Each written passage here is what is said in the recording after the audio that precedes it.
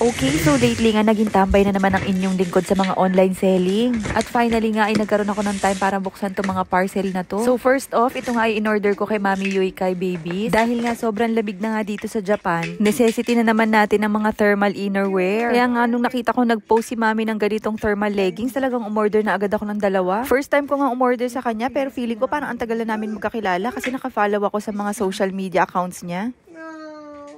Order ako ng dalawang thermal leggings.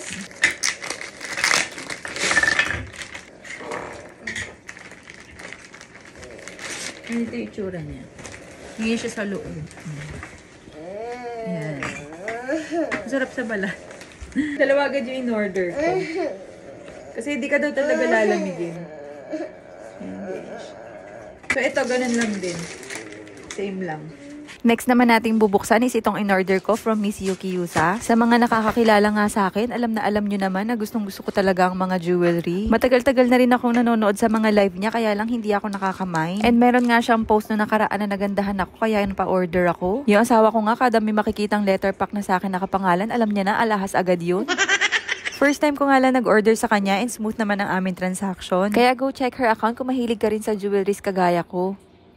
Next naman natin buksan is itong mga na-mine ko galing kay Mami Yume Love. Follow nyo nga rin ang page ni Mami dahil quality ang mga tinda niyan kahit pre-love. Super generous pa sa mga pa-free niya. Tignan nyo naman kung gaano kaayos yung pagkakapak ni Mami. Oh. Masyado man namang ginalingan dito, Mami Yume.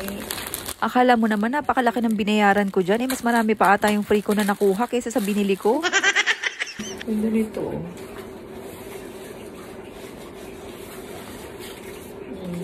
Cute.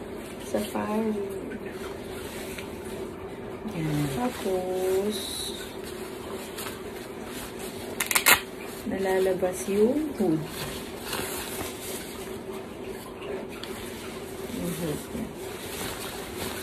Dahil nga halos naliitan na ni Kuya lahat yung mga jacket niya kaya siya talaga yung pinagbibilhan ko ngayon. Si Shelly naman wala siya masyadong panlamig na pants kaya siya yung mga pinagbibilhan ko ng pants. Sobrang gaganda pa nga ng lahat, parang hindi pa halos nagamit and ang mura lang yan. Ang dami ko nga rin nakuhang free item. Talaga nga namang nasulit ko ang shipping para sa package na to.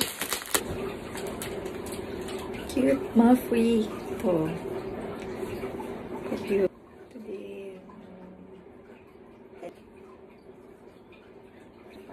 Cute din, oh, dino. Ito naman yung mga namay ng mommy. Ayan, oh. Free.